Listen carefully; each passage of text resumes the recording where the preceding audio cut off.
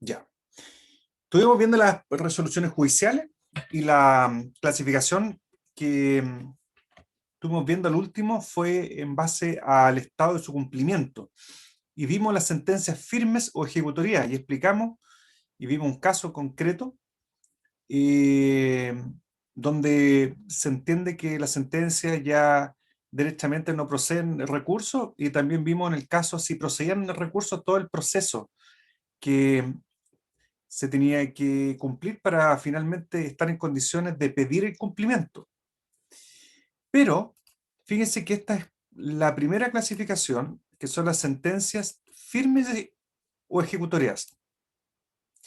Pero también hay un segundo tipo de resoluciones judiciales que también se puede pedir el cumplimiento. Pero la particularidad que precisamente estas que se denominan sentencias que causan ejecutoria, precisamente es todo lo contrario a lo que es una sentencia que se encuentra firme y ejecutoriada, porque en este caso, las sentencias que causan ejecutoria, es el nombre técnico que tienen, que causan ejecutoria, precisamente existe un recurso pendiente. Por lo tanto, al existir un recurso pendiente, no se encuentra firme y ejecutoriada. Pero este tipo de resoluciones, que hay que buscarlas, no es que todas causen ejecutoria, son con nombre y apellido, son específicas, esas precisamente se pueden cumplir, no obstante existir recursos que están pendientes. Se fijan que si uno dijera, se parecen un poco a las sentencias firmes o ejecutoria, sí. ¿En qué? Que se puede pedir el cumplimiento. Pero ¿cuál es la diferencia más importante? Es que en las que causan ejecutoria se puede pedir el cumplimiento, no obstante existir recursos pendientes. Estas sentencias que causan ejecutoria tienen también alguna diferencia, pero a ver, antes que se me vaya esto es lo importante, que las sentencias, fíjense que estas sentencias firmes o ejecutoria, las que vimos en la clase anterior, estas son las que producen acción para su cumplimiento, eso es lo que estamos viendo nosotros, y también excepción de cosas juzgadas. Es decir, si tú obtuviste una sentencia favorable, puedes pedir el cumplimiento. Eso es acción de cosas juzgadas, es decir, pedir el cumplimiento de ese $1.000.000 que condenó la sentencia, pero también te da excepción de cosas juzgadas. ¿Qué significa? Que el demandado, cuando lo demanden y el demandado considere que lo que se está demandando nuevamente ya fue juzgado previamente, se puede defender oponiendo una excepción que se denomina cosa juzgada. ¿Ya? Eso lo vamos a ver cuando terminemos, cuando estudiemos los efectos, pero más o menos ustedes ya deben tener una idea de lo que es la cosa juzgada. Estas son las que dan acción y excepción de cosas juzgadas. Volviendo a las sentencias que causan ejecutoria, esto hay que entenderlo. No nos sacan nada con aprenderse este PowerPoint que de una lámina, no, muy poco. Estas resoluciones, nosotros inmediatamente tenemos que asociarlas con aquella clase de resoluciones judiciales respecto de cuáles, de las cuales se ha concedido la apelación, el recurso de apelación, en el solo efecto devolutivo. La otra vez había un compañero que me hablaba del solo efecto devolutivo. Bueno, ahora se los voy a explicar, así en términos generales nomás. O sea, que después ustedes, el próximo año van a ver recursos y ahí van a ver el efecto devolutivo. A ver, así súper en términos generales, cuando cuando hay una sentencia definitiva, que es la que resuelve el objeto del juicio, generalmente, porque en derecho está lleno de excepción, esa sentencia se puede apelar, pero se suspende los efectos de la sentencia. Y eso se denomina, cuando tú apelas, que se concede en ambos efectos. Fíjense, para explicar el efecto evolutivo tienen que entender la apelación en ambos efectos, que es como lo contrario. Miren el artículo 191, que son los artículos que hablan de la apelación. La apelación está desde el 186 en adelante, donde da el concepto, nos dice el tipo de resoluciones que son apelables, ¿ok? Después 189 nos habla acerca de los plazos, también los requisitos que debe contener la apelación. Y fíjense que después viene este artículo donde nos explica acerca de los efectos de la apelación. Esto de los efectos, ¿qué significa? Que cuando yo presento un recurso de apelación ante el mismo tribunal que dictó la resolución, el tribunal no es que me acoja en la apelación, porque eso lo va a acoger o rechazar la Corte de Apelaciones, por regla general, porque podría ser la Suprema, pero la apelación, ¿ya? Esa es la que acoge y rechaza el recurso de apelación.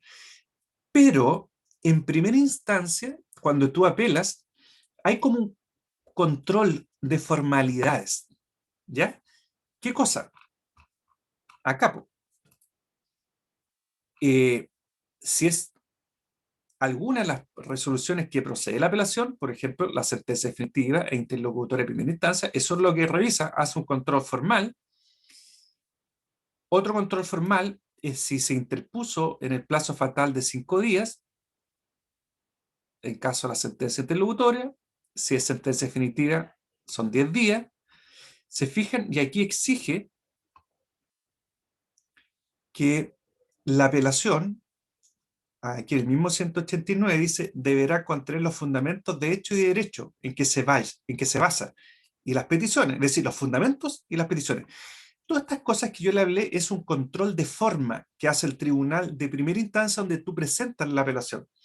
Y si el tribunal estima que se cumplen con estos requisitos formales, ok, va a conceder la apelación, pero la va a conceder, no es que la coja, la va a conceder para darle lugar a la tramitación y remitir los antecedentes a la Corte de Apelación. Y ese momento en que el tribunal de primera instancia te concede la apelación, el tribunal ahí determina en qué efecto te concede la apelación. ¿En ambos efectos o en el solo efecto evolutivo? Si es en ambos efectos, por ejemplo, la sentencia definitiva, por regla general, se concede en ambos efectos, el procedimiento de primera instancia se va a suspender y no se puede continuar. ¿Ok? Es el típico de una sentencia definitiva que se dicta la sentencia y el demandado apeló, ya, no puedes cumplir, no se puede pedir el cumplimiento de ese $1.000.000 que obtuviste en una sentencia. ¿Ya? Aquí dice el artículo 191, dice, cuando la apelación comprenda los efectos suspensivo y devolutivo, que se denomina en ambos efectos, se suspenderá la jurisdicción del tribunal inferior para seguir conociendo la causa. ¿Estamos?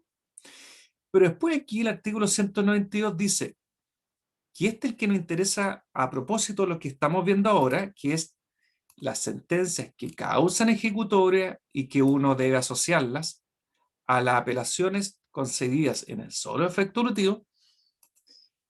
El artículo 192 nos da la explicación. Dice, cuando la apelación proceda, es decir, se conceda, solo en el efecto evolutivo, seguirá el tribunal inferior, es decir, el tribunal donde tú presentaste la apelación, conociendo de la causa hasta su terminación, incluso la ejecución de la sentencia definitiva. ¿Qué nos está diciendo esta norma? Que hay sentencias que son apelables en el solo efecto evolutivo. ¿Y qué significa? Que se pueden cumplir. Por eso estamos estudiando las sentencias que se puede pedir su cumplimiento. No obstante, estar pendiente un recurso de apelación. Y se puede cumplir, es decir, mejor dicho, va a seguir conociendo la causa hasta que termine, incluso la etapa de ejecución. Por lo tanto, tú incluso podrías ejecutar esa sentencia ese 1.500.000 que obtuviste, y no obstante, la parte demandada pudo haber apelado. Ya, eso es que una sentencia cause ejecutoria. No sé si les quedó claro o no les quedó claro. Ustedes me podrían preguntar, pero ¿cuáles son las sentencias que causan ejecutoria y cuáles no? Ya, esa pregunta es razonable. Pero la pregunta es si se entendió lo que yo quise decir de esto de los efectos.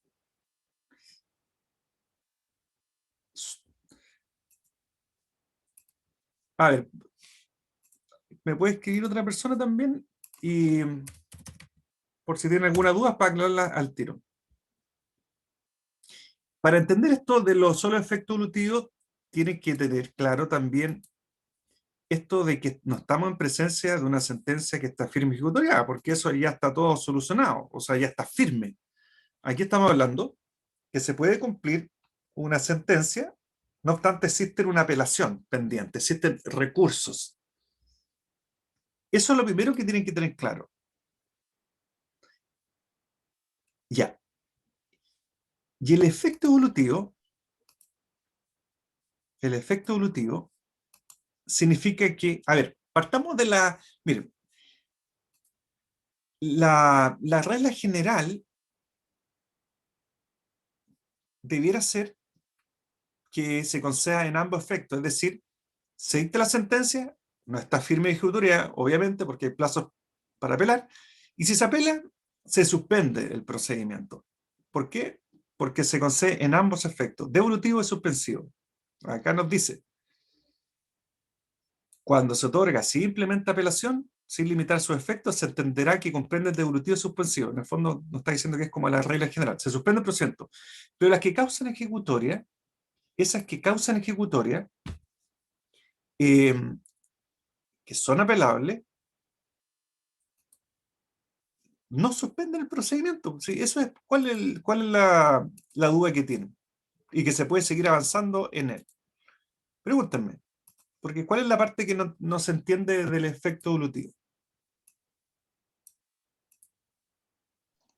Profesor, entonces, según lo que entendí, el recurso que se interpone sobre esta resolución no alteraría la materia principal del juicio o al final sí la altera.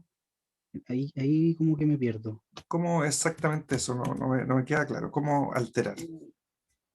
Por ejemplo, se condenó, no sé, pues, al pago de 100 millones a tal persona y se deduce un recurso ¿Ya? determinado, ¿no es cierto? La persona debe pagar esos 100.000 pesos sí o sí, perdón, 100 millones dije, ¿Ya? debe Sí. pagar debe pagar eso, ¿no es cierto? Pero el recurso que se deduce contra esa sentencia no alteraría esa materia, ¿no es cierto? No, po, se sigue con el procedimiento hasta la etapa de Sigue, ejecución, pero ya. siempre condicionado a qué va a pasar en la Corte de Apelaciones posterior, po, porque si te revoca el fallo y te lo modifica, hasta ahí nomás llega la etapa de cumplimiento. Ya, entonces ahí no terminaría pagando los 100 millones, a lo mejor O sea, pagaría si, 50. si yo obtengo una sentencia favorable, a ver, partamos de la base para que se entienda que generalmente las sentencias definitivas, esas que condenan, por ejemplo, a una demanda por 100 millones de pesos y ganó el demandante, esa sentencia por regla general no estaríamos en esta situación, ¿ya? Porque se concedería en ambos efectos, porque es como la sentencia definitiva. Pero hay alguna sentencia, dependiendo del tipo de procedimiento, que no se suspende el procedimiento y se sigue. ¿Y qué pasaría? El demandante obtuvo los 100 millones de pesos, el demandado apeló, se va a la corte, y por mientras el demandante comienza con la ejecución del fallo, es decir, lo notifica, pueden embargar los bienes, pide una liquidación del crédito, pues incluso hasta empezar quizás la etapa de remate, difícil por los tiempos no creo, pero puede ir avanzando. ¿Y qué pasa?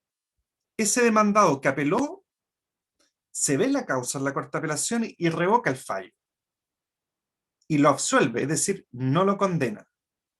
¿Qué va a pasar? Todo lo que se hizo posteriormente va a quedar sin efecto. ¿Qué podría pasar también? Que se confirme el fallo y no hay nada que anular porque todo lo que se hizo está bien y por lo tanto no altera en nada. Profesor, entonces, como para ir cerrando, entonces esta sentencia no es definitiva, la que causa ejecutoria no es definitiva finalmente. Sí, pues, es que la sentencia definitiva no tiene Ya, nada que ver con el tema del cumplimiento, ya, porque la sentencia mucho más claro. definitiva no necesariamente se va a cumplir, pues, porque va a depender, primero, si es de aquellas que causan ejecutoria o no causan ejecutoria. Si causan ejecutoria, habrá que analizar el tipo de sentencia en un tipo de procedimiento especial que nos puede decir que sí, esta causa ejecutoria, pero hay otras que por la regla general, la sentencia definitiva, no causan ejecutoria. Por lo tanto, si tú apelas, se suspende el procedimiento. Por eso habría que ver caso a caso. En un juicio ordinario de indemnización de perjuicio común y silvestre, si se dicta la sentencia, se suspende el procedimiento. Por ejemplo, si están viendo acá, esta es una sentencia, un típico un juicio ordinario de indemnización de perjuicio, está la sentencia. Acá se notifica, se presenta el recurso de apelación. Pero veamos qué es lo que provee el tribunal. Veamos si está bien esta resolución. Estaba pendiente el plazo de la parte, un plazo pendiente. Esta, Profesor, entonces, en definitiva, depende mucho del tipo de juicio, ¿no es cierto? sí, Del caso que se esté analizando ya, como sí, para... fíjense acá, miren. Esta es una apelación de una sentencia definitiva en un juicio ordinario de indemnización de perjuicio. Se presentó el recurso de apelación y el tribunal proveyó, esto es lo que concede la apelación. El tribunal de primera instancia dice, téngase por interpuesto el recurso, vamos a agrandar un poco acá, téngase por interpuesto el recurso de apelación por la parte demandante en contra de la sentencia definitiva, tanto y tanto, y esto es lo que es interesante, se conceden ambos efectos. ¿Se fijan? Y en consecuencia, elévense los autos, elévese todo el expediente. Y aquí se suspende el procedimiento. Pero si fuera una sentencia definitiva u otro tipo de sentencia, que la propia ley diga que no se conceden ambos efectos, sino en el solo efecto volutivo, ¿qué significa? Que el tribunal debiera decir se concede en el solo efecto volutivo. Antiguamente era súper fácil de entender porque no elevaba el expediente, el autos, dice, elévese los autos. Antiguamente decía, sáquese fotocopia, compulsa, y remítanse fotocopias a la Corte de Apelaciones y el expediente original queda en el tribunal para seguir avanzando. Y antiguamente, cuando se concedían ambos efectos, se elevaba todo el expediente, no se dejaba copia porque el procedimiento estaba suspendido. Ahora todo se hace por interconexión de los tribunales, no hay que sacar nada, fotocopias, ni papeles, ninguna cuestión. Y uno dice, bueno, fíjense que el mismo artículo 124 no establece algunos casos en que esto ya es materia de recursos, no me quiero quedar aquí, pero aquí establece el artículo 194 algunos casos en que se conceden el solo efecto volitivo. Por ejemplo, las resoluciones dictadas contra el demandado de los juicios ejecutivos y sumarios. Si estamos en un juicio ejecutivo o sumario y el demandado presenta un recurso de apelación, todas se van a conocer, se considera el solo efecto volutivo. A contrario, sensu, como no menciona hasta acá, si fuera por el demandado en un juicio ordinario, no sería en efecto volutivo, sino sería en ambos efectos. No hay un plazo para los recursos de apelación para que lo vea la Corte, y si hubiera un plazo, la verdad que tampoco se cumple porque son plazos judiciales que no son fatales para los tribunales y va a depender la carga de trabajo que tengan los tribunales. Eso es. Ya, espero que haya un poco quedado claro. Y, Profe, ¿sí? ¿es taxativa o sea, las sentencias que causan ejecutorias están enumeradas en la ley o Pero más que causan ejecutoria, son las que se conceden en el solo efecto volitivo. Este es el artículo, el 194. ¿Mm? Ahí no no hay explica, más que esas? o sea, tendríamos que ver si en alguna norma en especial. Es que hay algunos casos de resoluciones que dice que sí, lo dice expresamente que la apelación se concede en el solo efecto volitivo, o lo dice de otra forma. En el caso de que se apele, no suspenden los efectos. ¿Ah? Lo podría decir, o sea, en algún caso puntual. Y hay, pero hay que buscarlo. ¿Qué me están escribiendo aquí? Profe, ¿sí? El efecto pero evolutivo, todas las sentencias, ¿sí? Dígame. perdón, todos los que se dan en el solo efecto devolutivo, entonces son sentencias que causan ejecutoria. Sí, Siempre. sí, sí, Ah, siempre.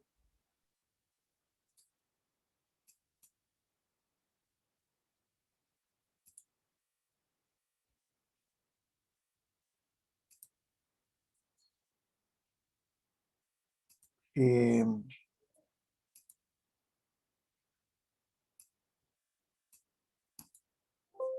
sí, claro. Y la otra vez también, compañero, ustedes me hablan de la orden de innovar. Yo no podría explicar la orden de innovar si no entendían lo que es el efecto evolutivo.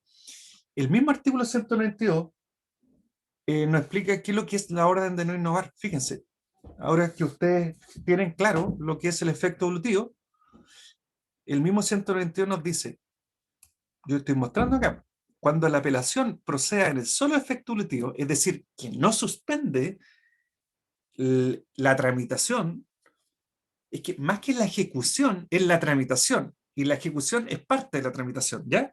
O sea, no es que suspendan la ejecución, es la tramitación, y como la ejecución es parte de la tramitación, se considera.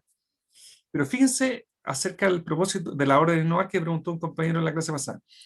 Cuando la apelación proceda solo en el efecto evolutivo, seguirá el tribunal inferior conociendo la causa hasta su terminación, incluso la ejecución de la sentencia. Ya, ahí está. Eso es el efecto evolutivo.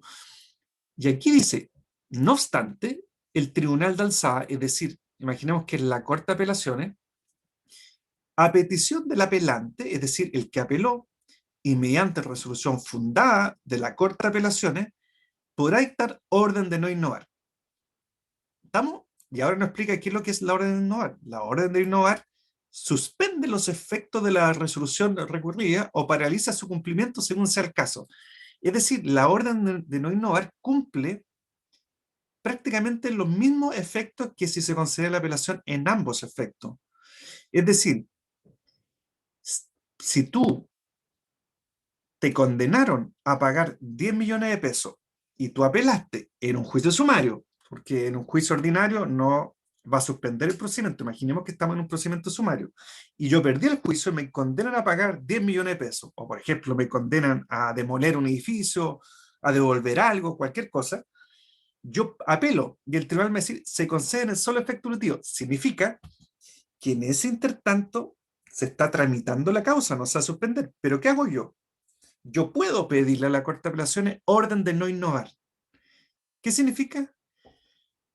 Le pido al tribunal que suspenda los efectos de esa sentencia que yo apelé y que se consiguió en el solo efecto evolutivo, mientras se resuelve el recurso de apelación. Y tiene que haber motivos fundados y el tribunal tiene que resolver fundadamente porque no es normal. Y ahí uno tiene que argumentar por qué el cumplimiento de esa sentencia me podría traer algún perjuicio. ¿Eh? No sé, pues demoler una obra, no, que es algo grave.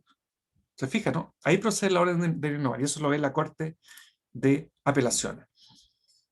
Bueno, y la sentencia de término, esto no está tanto en las clasificaciones, pero ahí hay un concepto que está en el artículo 98 que dice aquella que pone fin a la última instancia, la última, la última. Cuando estemos en la última, ya no hay más pataleo. Eso se le dice sentencia de término, pero la verdad que no se estudia mucho porque tampoco nos interesa mucho, porque si ya no hay nada más que hacer en la causa y no nos va a servir, bueno, identificarla sí puede ser importante, pero como se notifica qué recursos proceden contra la sentencia de término, ya no hay nada que hacer. Esas son las clasificaciones más importantes que, que tenemos que saber. Y ahora que ustedes debieran saber esta clasificación, uno dice, pero ¿para qué estamos estudiando esta clasificación? Sobre todo la del artículo 158, que esa es la que más se pregunta. Fíjense en la importancia, porque cuando yo logro identificar por la naturaleza jurídica esa resolución, es decir, yo logro identificarla, es decir, en ninguna parte va a aparecer que es sentencia definitiva, interlocutoria, auto, decreto, porque no dice, acabo de dictar una sentencia definitiva o dicto, no.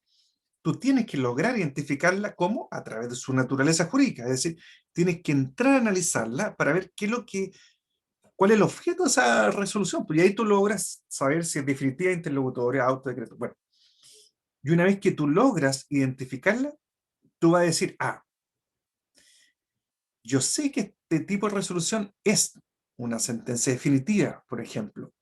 Y al saber que es una sentencia definitiva, yo voy a saber la forma como se notifica. Miren lo importante que es, porque si yo no logro identificarla, no voy a saber cómo se notifica. ¿Se fijan? Por eso, toda esta materia está relacionada. Nadie puede saber notificación si no sabe resoluciones judiciales. Después, cuando estudiemos los procedimientos, tú no vas a poder estudiar un procedimiento si no sabes plazos, no sabes cómo se decretan las actuaciones judiciales, no sabes qué naturaleza jurídica, no tienes. O sea, un eslabón que se te pase y que no la entiendas, no vas a poder estudiar. O sea, no vas a poder tramitar una causa, porque en la práctica es eso. También varía dependiendo el tipo de resolución, quiénes varía el número de miembros que en el fondo dictan la sentencia. De los tribunales colegiados varía el número y te exigen una cierta cantidad que firmen las resoluciones judiciales. Los colegiados son la Corte de Apelaciones, Corte Suprema, Tribunal Oral de Penal. Las formalidades y los requisitos son distintos. Obviamente, yo les pregunto, ¿qué resolución tendrá más formalidades, más requisitos? ¿Una sentencia definitiva o un decreto? Esa es como una pregunta La simple. definitiva. Obvio, obvio. Y entre una sentencia definitiva y una interlocutoria. ¿Cuál cree usted que es más importante? La definitiva. La definitiva, obvio. Solo la sentencia definitiva, por eso es importante, e interlocutorias producen cosas juzgadas. ¿Por qué? Porque ahí se resolvió algo. Ahí se resolvió. O sea, un auto, un decreto, no produce cosas juzgadas. No acción de cosas juzgadas. ¿Por qué? Porque no resuelven nada. Esto también es importante a propósito de los medios de impugnación. Los medios de impugnación. Si yo no sé identificar qué tipo de resolución judicial es, tampoco voy a saber qué tipo de recurso procede.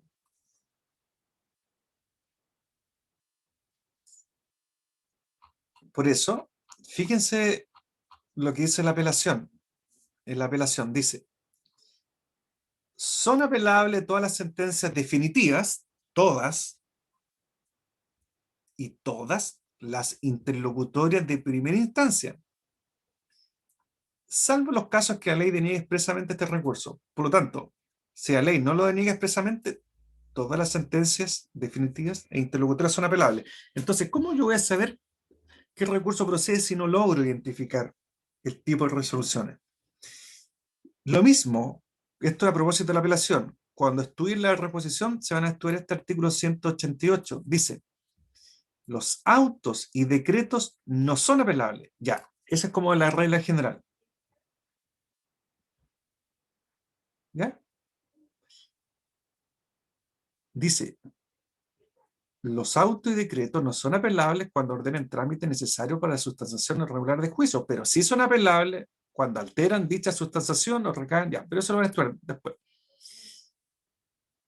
Y ahí después establece los plazos de la apelación.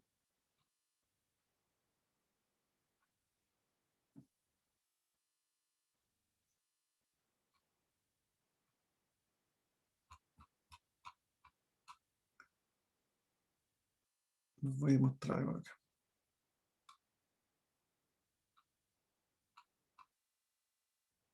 Ah, acá está, ya estaba perdiendo los artículos.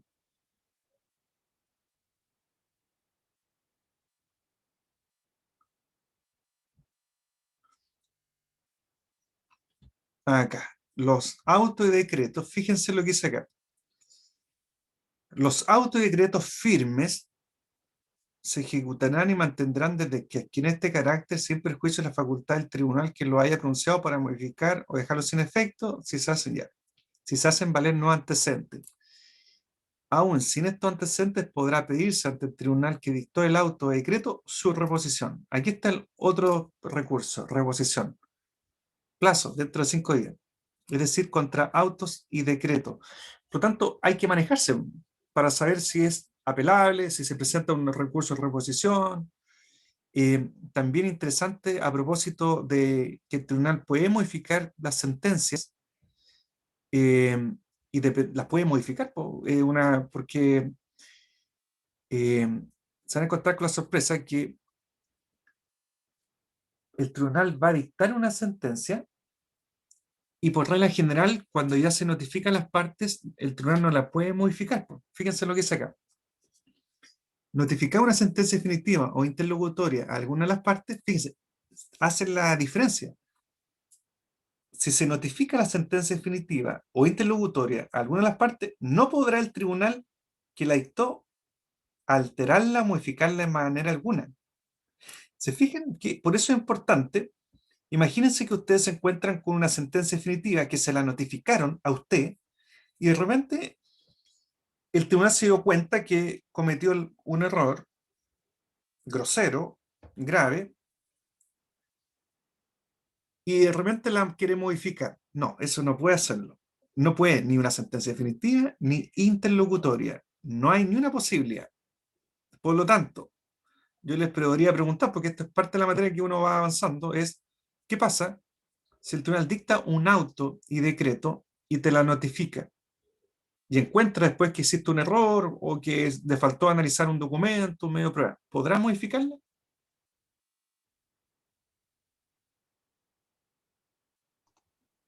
Sí, Sí puede. Pero una sí, sentencia sí. definitiva interlocutoria, no. Profesor, eso daría origen a un incidente, ¿o no? En ese caso, ¿o me equivoco? No, no, no, no. No, porque estamos hablando como una facultad que tiene el propio tribunal que, que puede modificar la sentencia. eh, y eso, como es una facultad del tribunal, tú no puedes ni siquiera impugnarla, no puedes hacer nada, no puedes generar ningún incidente. Lo que no va a hacer el tribunal nunca es notificar una sentencia definitiva o interlocutoria, una vez que ya se notificó algunas partes. Eso lo vamos a estudiar, yo creo que no creo que alcance muy día, pero son efectos que producen las resoluciones judiciales, que por un lado uno estudia la cosa juzgada, pero por otro lado está el deshacimiento del tribunal. Y el deshacimiento del tribunal significa que el tribunal no puede modificarla una vez que está notificada, pero solo sentencia definitiva e interlocutoria. Me estoy adelantando en la materia, pero así es importante porque así se va entendiendo. Miren, fíjense en la forma de las resoluciones judiciales. Tiene que tener los requisitos comunes a toda resolución. Y si uno ve cualquier resolución, se va a encontrar, ya se lo he mostrado muchas veces, que comienza de expresar las letras, el lugar y fecha en que se expide, es decir, Temuco, 10 de abril. Abajo lleva la firma electrónica avanzada del juez o jueces que la dicten o intervengan en el acuerdo. Acuerdo en el caso que hay más de un juez. Se fijan que todas las resoluciones tienen que llevar esto, siempre. La firma electrónica avanzada de quien la dictó y el nombre, la fecha y lugar en que se expide la sentencia. Y además, si es la primera resolución, tendría que ir el número de rol. Pero en la práctica, todas llevan el número de rol, porque llevan como si uno quisiera decir de alguna forma, como una suma, esto va siempre el rol, el caratulado. Se fijan aquí, cumple con lugar y fecha, y después está la firma electrónica avanzada que está acá. Y los decretos, además de los requisitos generales, ¿se acuerdan que los decretos solo que tienen por objeto dar curso progresivo a los autos deben indicar cuál es el trámite?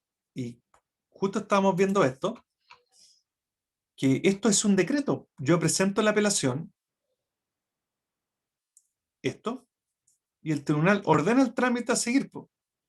Téngase por interpuesto el recurso de apelación en ambos efectos y en consecuencia elévense los autos a la Corte de Apelaciones. Ese es el trámite que está ordenando este decreto, que se eleven los autos a la Corte de Apelaciones.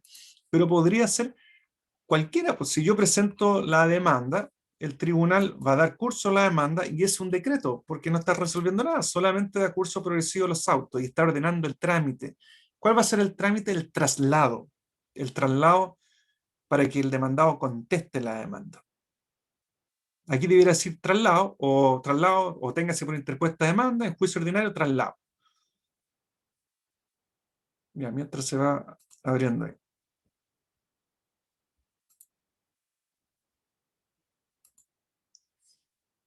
Fíjense, claro, aquí justo está, yo acá en el PowerPoint y estoy hablando, ya como que ya me sé de memoria, traslado, ya, ahí está. Debiera decir traslado. Cualquier traslado que ustedes escuchen y vean en un expediente es un decreto. ¿Ya? Fíjense, yo ya les dije que las sentencias definitivas es la más formalista, es la que debe cumplir con más requisitos, obviamente por la importancia que tiene, que es la que resuelve el objeto del juicio, o sea, es la más importante de todas. Pero, fíjense acá, este es un decreto, dice, a lo principal téngase por interpuesta demanda en juicio ordinario, traslado. ¿Ve? Ese es un decreto que ordena el trámite a seguir. Pero las sentencias de autos y sentencias interlocutorias, además de los requisitos generales que ya vimos nosotros, también se exige que deben pronunciarse sobre la condena en costas. Las costas son los gastos que se condenan a alguna de las partes que debe resarcir a quien ganó el incidente. Acuérdense que si estamos frente a un auto o a una sentencia interlocutoria de primera clase, de esa estamos hablando, es un incidente. Siempre va a fallar sobre un incidente, acogiéndolo o rechazándolo. Y como se genera como una discusión ahí, hay hechos controvertidos y hay desgastes y gastos, desgastes del abogado que hace la pega y que implica preparar el incidente, contestarlo, la prueba, todo eso, y los gastos de notificación, esos son las costas. Y eso de pronunciarse el tribunal sobre las costas, pues, si no pueden pronunciarse sobre las costas, pues, si ahí se generaron gastos y todo eso, porque esas costas no son del juicio principal, pues, es del incidente que se generó. Y además, las sentencias interlocutorias y los autos, además del asunto controvertido, que eso sí debe ir sí o sí, en el fondo, que si se acoge o se rechaza el incidente, dependiendo de lo que se está discutiendo, esa es la realidad, la importancia que tiene, puede contener fundamentos de hecho y de derecho. Porque hay algunos casos en que el tribunal te resuelve de plano un incidente y no se desgasta en justificar lo que está pidiendo el tribunal. Fíjense, miren, juicio ordinario, cuaderno principal, ahí está el juicio, y hay un cuaderno que es de incidentes. ¿Qué incidente? Nulidad de logrado. Yo pedí el incidente nulidad de todo logrado, diciendo que al parecer no se ha notificado o algo así. Yo presenté el incidente aquí, que es lo que ya ni me acuerdo lo que presenté. Solicita nulidad procesal de oficio del tribunal, no es de oficio, porque ya se habían vencido los plazos. Bueno, esto es un tema ya complejo, pero es un incidente que se presenta. Fíjense, solicita nulidad procesal de oficio. Es una solicitud. Pido la suspensión del procedimiento. Todos esos son incidentes que se están generando en el juicio. Y el tribunal acá lo que hizo es resolver de plano, no al lugar. Y listo. ¿Y por qué voy a mostrar esto? Porque no todas las sentencias interlocutorias o los autos contienen fundamentos de hecho y derecho. Va a depender la importancia y generalmente va a tener en la medida que se generó controversia y se presentó prueba, etc. Fíjense que dice, no ha lugar al incidente de nulidad promovido por la parte demandada, prosiga hacia adelante con la tramitación de auto. Bueno, ojo, acá el tribunal resolvió de plano, pero igual hubo fundamentos de hecho y derecho. O sea, sí, en este caso, estos son fundamentos de hecho, porque explica la situación y además cita ciertas normas. Eso, de alguna forma, es algunos fundamentos de hecho y derecho. Y ahí está lo que resolvió. No al lugar al incidente promovido por la parte demandada. ¿Se fijan? Ya. Y aquí es donde la sentencia definitiva, que es la que ustedes ya más o menos conocen, esta sentencia definitiva, la verdad que es la como más importante porque resuelve el objeto del juicio. Y aquí uno tiene que tener claridad desde un punto de vista formal, es decir, saber si se cumplen con todos los requisitos de la sentencia definitiva. Y por otro lado, no solo la parte formal, sino que ustedes tienen que saber analizar la sentencia definitiva desde el punto de vista de fondo. Porque generalmente la parte formal el tribunal la cumple, es decir, cumple con los requisitos que debe contener. Pero donde uno generalmente presenta el recurso, apela, es porque los fundamentos y los considerandos, el fondo de lo discutido, no estoy de acuerdo. Y por lo tanto va a afectar la parte resolutiva del fallo. O sea, si los fundamentos y los considerandos que tiene el tribunal yo no estoy de acuerdo, significa que obviamente va a haber una parte resolutiva que no va a ser lo que yo pienso.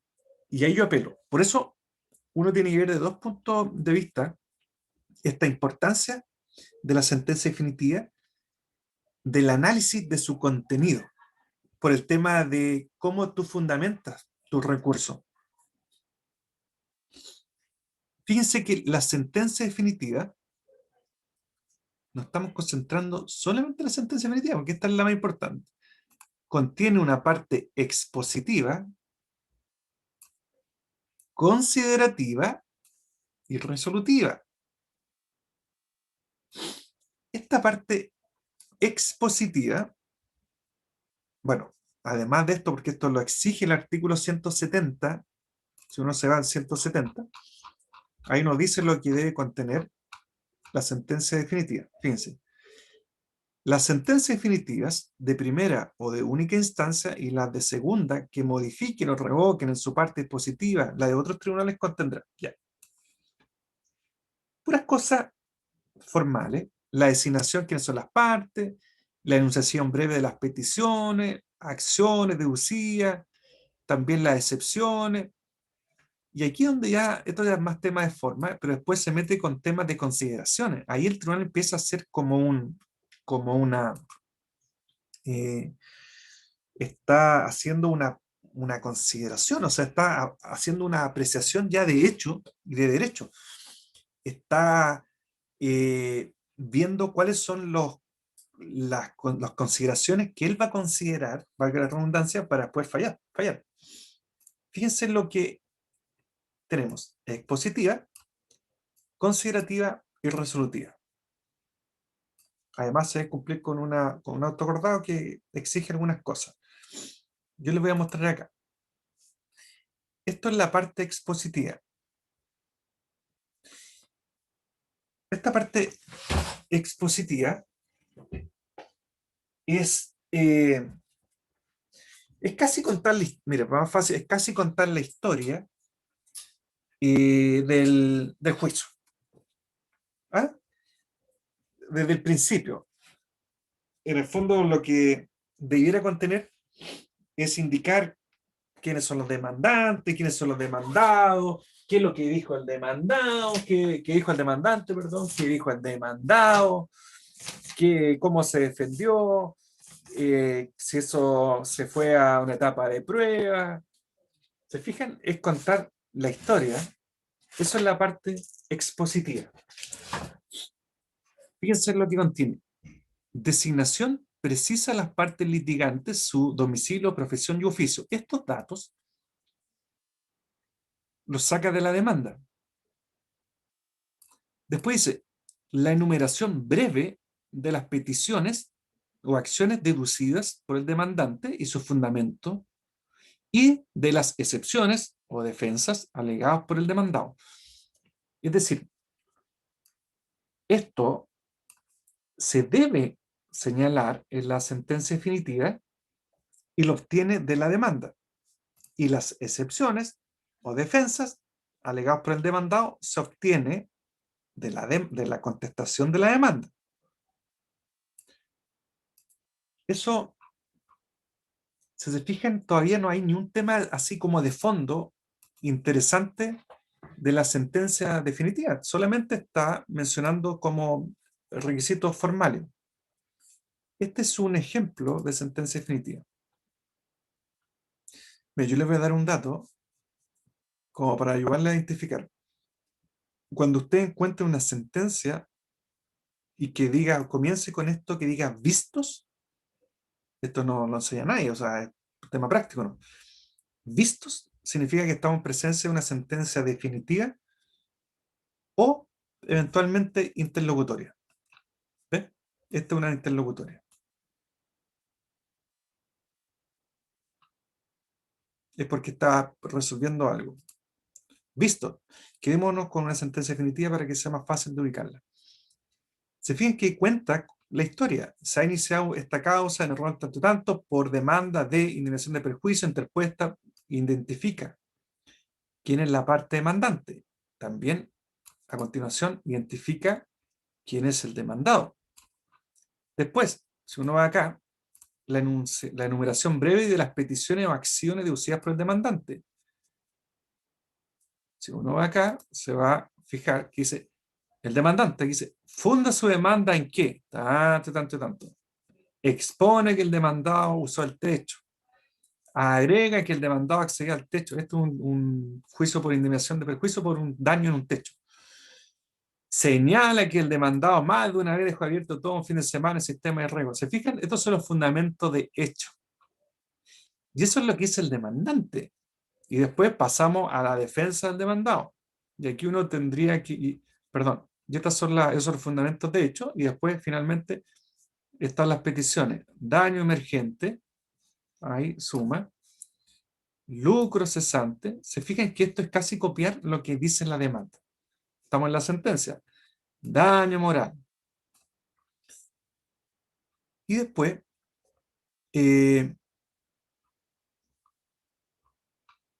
claro, y después tendríamos que pasar a la parte demandada. ¿Qué es lo que dice el demandado? Vamos, esto es un resumen. Aquí está.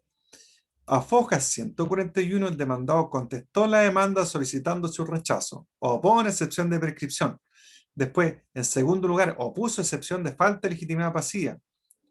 Agrega que la prueba demandante, bla, bla, bla. Es decir, ¿se fijan? Está enumeración breve de las peticiones o acciones del demandante y por otro lado, lo del demandado. Excepciones, defensa, alegada. Y después, ¿qué es lo que hace la sentencia definitiva? Tiene que contener un trámite esencial, un trámite esencial, que es que se reciba la causa a prueba. Es considerado un trámite esencial el que se reciba la causa a prueba. Basta que lo diga brevemente. Y también hay un trámite esencial que no aparece acá, pero generalmente igual se incorpora en la sentencia definitiva. El trámite se hace sí o sí, pero no lo menciona acá la norma, que es el llamado a conciliación, que sí o sí se tiene que hacer, depende del juicio en todo caso. Si uno avanza y terminamos en la parte final del demandado, donde pide rechazo a la demanda, debiéramos pasar a la etapa de prueba, pero antes vienen los trámites previos. Y aquí, en la sentencia larga, por acá. Todo esto es parte de la contestación del demandado. El demandado, ¿qué es lo que hace? O sea, el juez, ¿qué es lo que hace? Copia y pega, ¿no? Esta parte expositiva es copiar y pegar. Prácticamente eso es. Lo que dice el demandante, lo que dice el demandado. Y se fijan aquí, esto que dice acá, que debe contener si se ha recibido o no la causa prueba, es esto. Yo le dije que no está en la norma, pero igual se va en la sentencia definitiva, es que se hace referencia a que hubo una audiencia de conciliación. Dice, se dio efecto la audiencia de conciliación que no se produce por la no comparecencia de la demanda. Y después viene el tema de la prueba, donde se menciona que se recibió la causa prueba. Todo lo que están viendo ustedes, estas etapas que se dan en el procedimiento ordinario y que la sentencia definitiva las menciona, es parte de la tramitación del juicio ordinario que ustedes van a aprender. El llamado a conciliación, la recepción de la causa prueba, ¿se fijan? Y si uno pasara para atrás, también estarían los trámites réplica y dúplica que quizás lo menciona, y si no, no es obligatorio indicarlo. Eso. Y después dice, fíjense lo que dice acá. También si las partes fueron citadas a oír sentencia o no en los casos previstos de ley, en los casos que proceden. Y acá, si se fijan, también se cumple acá. Se citó a las partes a oír sentencia. Eso es la parte expositiva. Es simple. Es simple. Y después, a continuación, lo que viene son la parte considerativa, que en el fondo son los considerandos que van a servir de base para el fallo del tribunal. Y generalmente cuando tú ves la sentencia, ¿cómo identificas la parte considerativa? Esto. Porque el tribunal pone ese título ahí, considerando.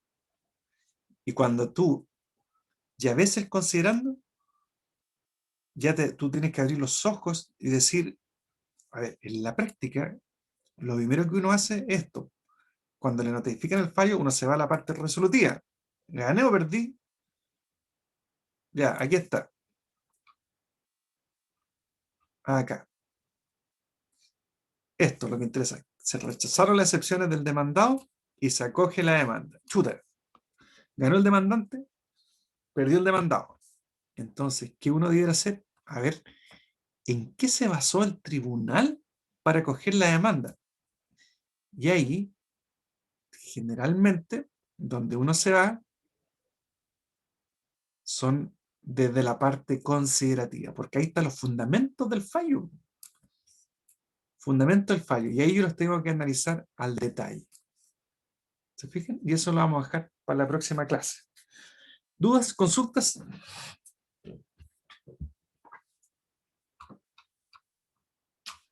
Profe, disculpe, el temario para la evaluación, ¿cuándo va a estar listo? O sea, ¿cuándo lo va a ver? ¿Cuándo tenemos la prueba? La otra semana, si no me equivoco. La materia es toda la materia. Todo lo que hemos ¿Hasta visto. la clase del jueves? Sí. O sea, Ya, va a depender cómo esté la clase de jueves. O sea, vamos a ver el avance. Pero ¿y debiera... las ayudantías? ¿Cómo? ¿Las ayudantías entran también? ¿Qué es lo que han visto exactamente en la ayudantía? ¿Incidente? ¿O todavía no? Creo que sí, la ayudante la subió una clase ahora al campus y la otra mañana. Es que lo que pasa es que tengo que conversar con ella para ver qué es lo que pasó. Pero obviamente podría preguntarse algo, porque está también relacionado con la materia que vimos nosotros en la forma de decretar las actuaciones judiciales. ¿Se acuerdan eso? Sí. Y también va a estar íntimamente ligado porque vamos a ver también la cosa juzgada. Y ahí vamos a hablar también, por ejemplo, en el incidente del desistimiento de la demanda y el abandono del procedimiento, que imagino se pasó por la ayudantía y además yo ya lo he visto, ya lo hemos conversado. Yo creo que por ahí va la cosa. Gracias, profe. Ya.